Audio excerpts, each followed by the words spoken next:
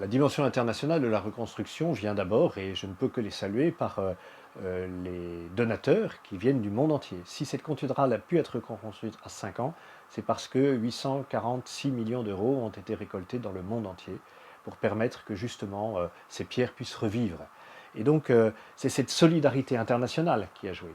Cette solidarité qui fait suite à l'émotion internationale.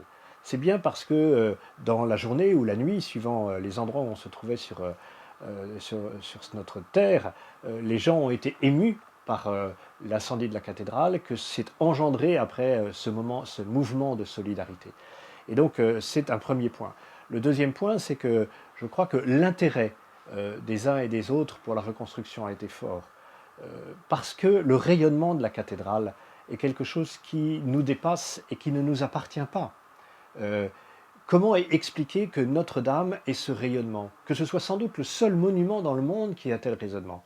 Cela tient certainement à ce que je disais sur le sacré qui entoure ce monument, ça tient à la part d'histoire, ça tient aux rencontres qui se font, ça tient à la beauté de l'édifice, et tout ça mis ensemble fait que Notre-Dame ne peut être enfermée ni dans une ville, ni dans un pays, ni dans une religion, mais que Notre-Dame explose d'une certaine manière dans le monde entier pour être le signe d'une paix possible.